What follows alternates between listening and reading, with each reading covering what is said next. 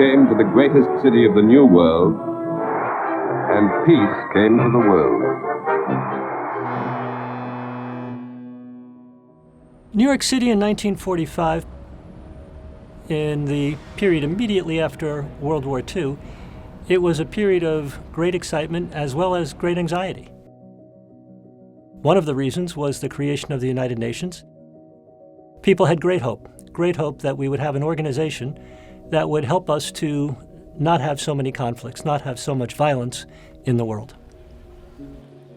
The United Nations was the concept of President Franklin Roosevelt. It was his idea that there needed to be an organization where nations could bring their conflicts, their disagreements, their challenges to an environment, to a setting where they could resolve them without resorting to arms. And that we would have a world that didn't have so much conflict in it anymore. There were many who doubted that agreement could ever be reached by these 50 countries, differing so much in race and religion, in language and culture. But these differences were all forgotten in one unshakable unity of determination to find a way to end war. That was the great hope of the United Nations, and New York was already by then considered the capital of the world. It was the largest, most important port in the world, and it seemed to fit with the United Nations. And so to bring it here seemed to cement its position as the most important city in the entire world. And for that reason, the city wanted it. And also, the mayor at the time was himself an Irish immigrant. That was Mayor William O'Dwyer. And he believed that America was a place where people could have great hopes and achieve them, and that people from every walk of life, every nation under the sun, could come to New York with hopes and aspirations for a better life. And he made it very clear that he, as the mayor of the city, was very intent on doing whatever was necessary to bring the United Nations here. Ultimately, the efforts to find a place for the United Nations was probably the highest profile real estate transaction ever in the history of the world. And there was intense competition. Philadelphia, Boston, they wanted it. There was a bid in San Francisco to put it on the Pacific coast. And there was a lot of reason to think that Philadelphia was going to become the permanent site of the United Nations. Nelson Rockefeller didn't like that idea. And at that point, Mayor O'Dwyer and Nelson Rockefeller were very involved in a very rapid transaction to buy a parcel of land on the east side of Manhattan of about 6 blocks long, right on the East River, to give it to the United Nations. And Nelson Rockefeller convinced his father, John D. Rockefeller Jr., at the time, probably the richest man in the world, to give a gift to the United Nations of $8.5 million. And the United Nations decided to come to New York City. The future of this country and the lives of our children and our children's children are interwoven with the success of the United Nations. In it lies the hope of the people of the world. Rockefeller was very much for the idea of having the UN in New York, having the headquarters in the US, but specifically in New York City, for many reasons. He was a big believer in multinationalism. He was a big believer in the organization itself, because he believed in this idea and he wanted the UN to be in New York City. The presence of the UN in New York made New York the political global capital of the world. And the city of New York offered a lot to the UN and facilitated the creation of the UN in New York City. Not only land, but also financial support during the time that it took for the design and the building of the current headquarters as we know it today. When the United Nations was first established, they needed some place to hold a meeting. And in New York City, Hunter College, which was owned by the city by then, the city made that available to the United Nations.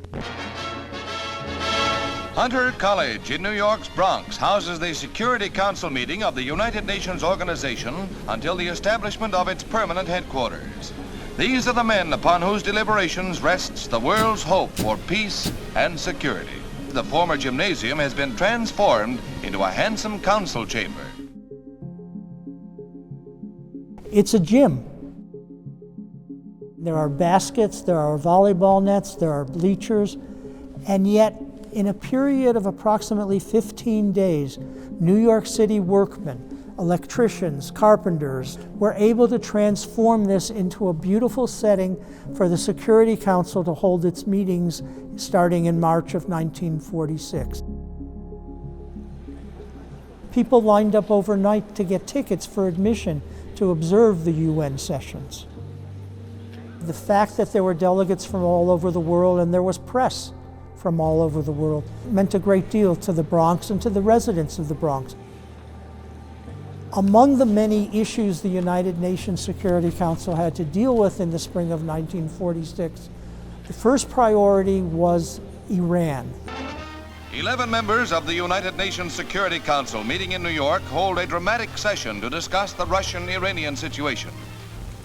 Our case is now before you, and we want it to remain there until a just settlement has been reached within the spirit of the Charter. In addition to needing a space where the United Nations could conduct business, the hundreds of diplomats, probably ultimately thousands even then, were going to need a place to stay. So the city had to make an accommodation, and they determined to build a village to skirt a very sensitive problem. New York at the time was highly segregated, and many of the diplomats who were coming from other countries had dark skin. And so it was unclear that they were going to have an easy time finding housing of the kind to which they might be accustomed. And so there needed to be housing that would be suitable for diplomats at a time when New York City was substantially segregated. And so this village was the solution that the city came up with. And they were prepared to invest quite a lot to make it happen. Parkway Village was mostly used as housing for UN staff, including at that time high level like Ralph Bunche. But the most important thing is that the UN wanted an area where its staff could all live together, no matter where they came from. UNIS, also the United Nations International School, had a school in Parkway Village where children of all these delegates, diplomats, could go to school together. It was really a community that reflected the ideals of the United Nations. And there are still people living in Parkway Village today, and the residents are still very proud of the area they live in. It's important to look back and understand what the UN has accomplished. It hasn't solved every issue, it hasn't solved every problem. There are still wars going on in the world. But there's also been a tremendous amount of progress. I have no doubt that the United Nations is where it belongs. Still, New York City is the great immigrant city of the world. It's a statement that the city makes that people from all walks of life, from all parts of the world, every race, every color, every creed, that we can all work together and get along. And that was how the mayors who were involved in bringing the United Nations to New York City saw it, and I think it remains true today. New York is the preeminent city of the world, and the United Nations is one of the preeminent global organizations, and it somehow seems that it's where it belongs. It belongs in New York City.